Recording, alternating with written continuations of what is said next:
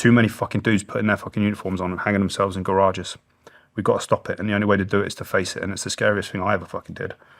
It terrifies me because I don't know the answer. I don't know how to solve it. It's not a CQB problem. There's no doctrine for it. You know? It's hard. It's fucking difficult. And I'm grateful. And I truly, truly, truly am grateful for the support that I've been shown by people. And I mentioned it before. If it wasn't for DJ and Cole giving me that lifeline, I'd be fucking lying in a ditch in the Ukraine somewhere, or I wouldn't be sat here. I can say that with certainty. So, you know, again, I'm truly grateful and truly thankful to have good people around me. You know, I'm blessed. And I am still in the fight. And I ain't ever going back there. And I'm only going one way now. And I'm getting stronger. And I'm getting wiser. And I'm getting more emotionally intelligent. I'm getting more in touch with myself. And I'm being kinder to myself. I give myself a bit more slack these days than I used to. But yeah, it's not fucking easy to do. That CQB job did help me though. It did. How are you doing now? I'm good. I am. Believe it or not, I look like a mess tonight, but I'm good. I'm really good.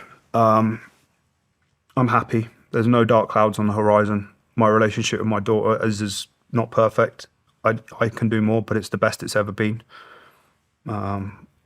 We were on vacation recently together. She's so cool. We hang out. I'm happy. Does she know any of this stuff? Nope. I can't. I'm not strong enough to tell her face to face. I can't. I'm weak when it comes to that, you know. Is she gonna watch this?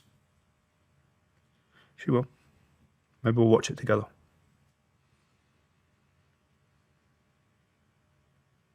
It's very difficult to have that conversation with a 15-year-old. You know? But in some way, on some level, I hope that when she does see this, maybe me not showing up for that birthday party makes a bit more sense now. There were times out there I couldn't be a dad. I just couldn't. I couldn't. It would have been a bad fucking idea, you know? So if I didn't turn up that day, it was because there was some stuff going on that I had to kind of figure out, you know? I don't want to see me like that. Fuck no. How do you think she'll handle this? Well, she's level-headed. She'll see it, and it's important to me because I need her to know who I am. And I need her to know that I am never, ever going back to that place. I've already been there. It's not like I need to see it. I've already seen it. I know what it's like.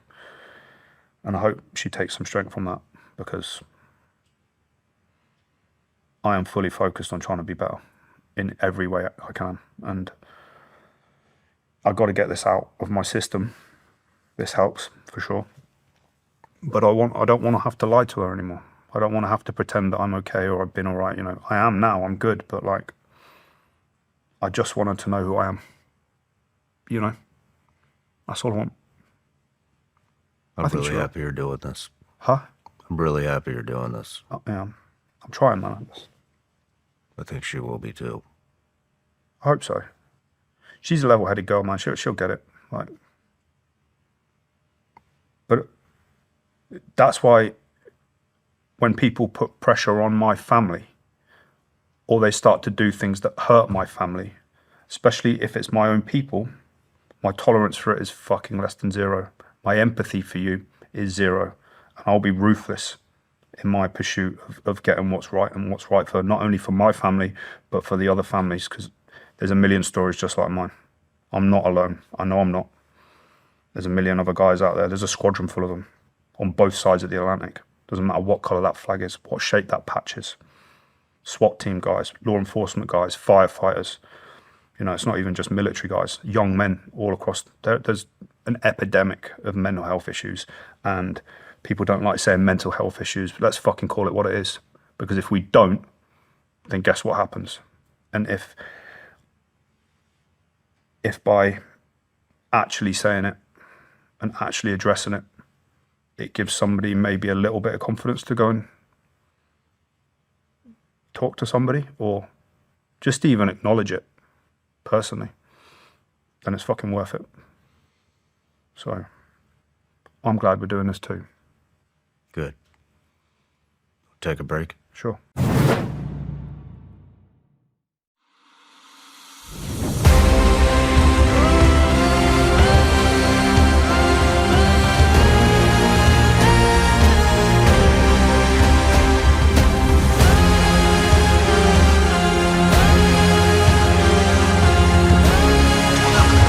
See you later.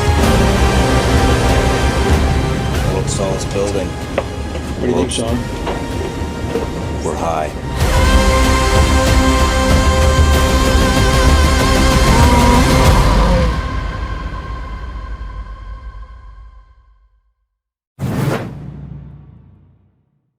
I know everybody out there has to be just as frustrated as I am when it comes to the BS and the rhetoric that the mainstream media continuously tries to force feed us.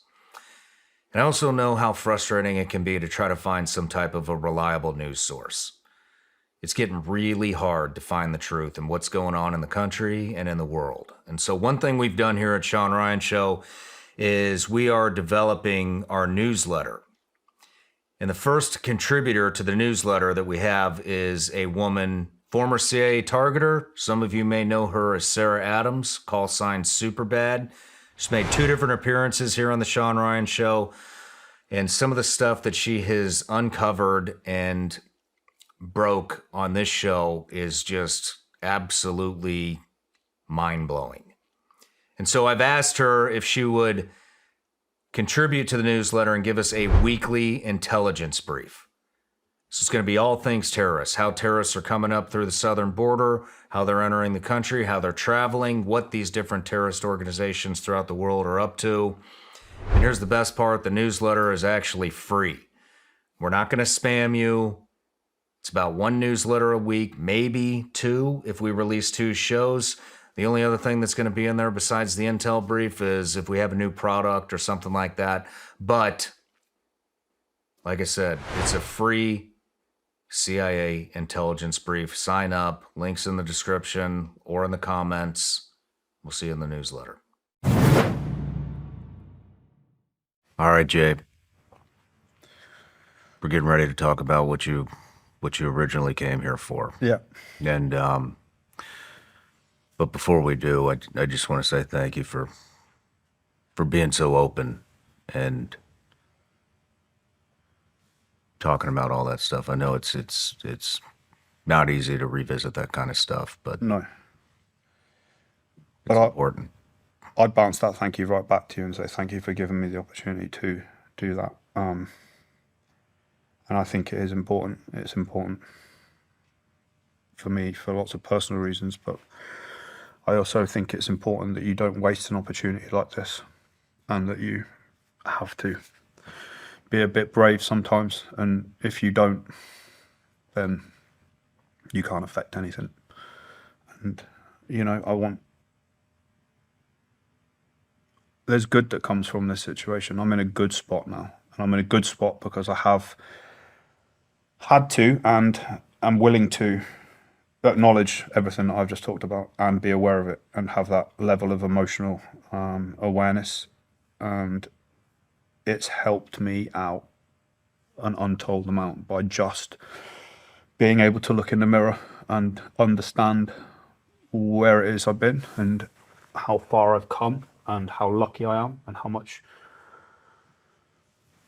good stuff I've got going on in my life and how grateful and thankful for it I am, because I really truly am, and I'm in a really, really good spot now, and long may it continue. But you got to air that stuff out. You got to do it. You can't keep it in. Like, trust me. Well, you know the drill. Like, it doesn't work, and I've been a test case for that myself, and I know it doesn't work. I'm never doing it again. So thank you. Sure. It's my honor. And you're welcome. Thank you, brother. Let's get into it. Yep. Let's talk about your last operation. Yep. 2022. I was an assault team leader, so not a troop sergeant major, but an assault team leader. So I was in charge of a fire team essentially, but I was also a targeteer. and we'd been watching this guy conduct attacks. He was the partner force's #1 target that they wanted. He was an assassination cell leader. He'd done a whole bunch of nefarious stuff. We'd watch him open and carry weapons, which was very rare. It shows one of two things: naivety or full radicalism, because they don't open carry, because they know we can see it. So if they do, then it means they're serious. They're true believers. So anyway, after weeks at this point of gathering information, intelligence,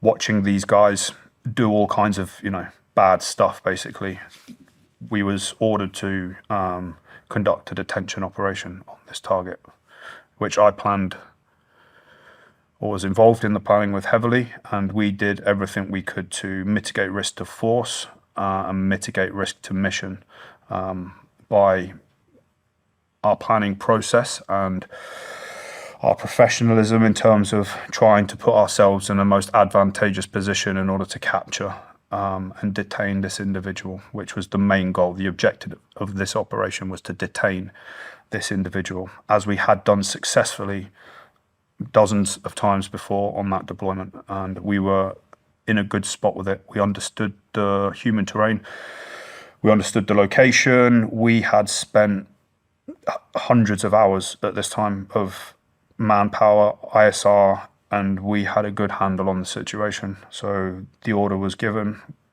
signed off from the highest level from my regiment to go down and attempt to capture this individual.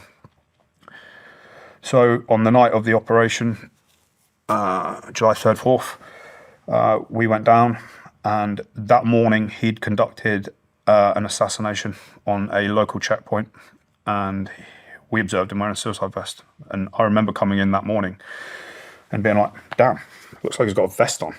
And then we get reports, human reports, telling us that, yeah, that's exactly what's been going on. And he's now driving around this town with that vest on as a status thing to say, this is what I'm about.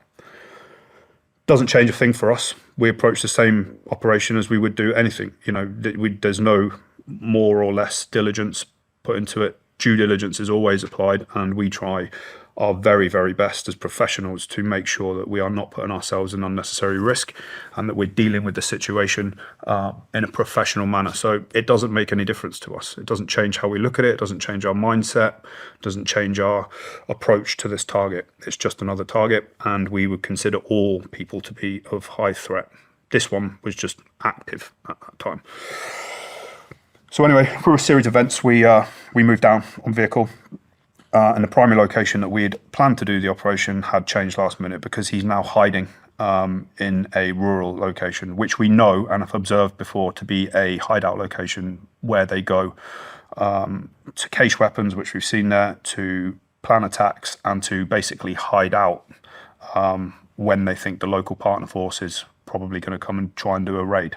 He was right, but unfortunately for him, we'd been watching him for weeks, so we knew exactly where he was going to go, and sure enough, that's where he was.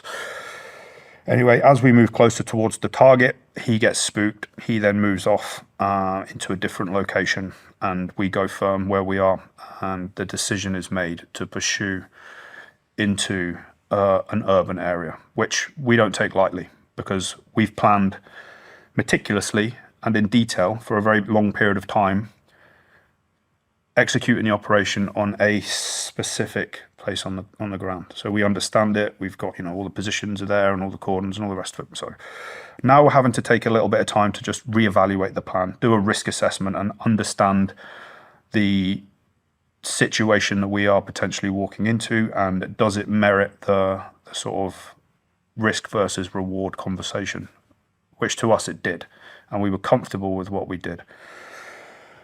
Comfortable with the decisions that we were making at this point. So we get off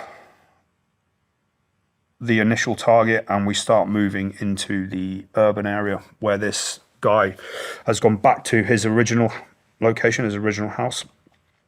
He's picked up a couple of other individuals that we know to be assassination cell members, and now moving to a third location, which is a known weapons cache.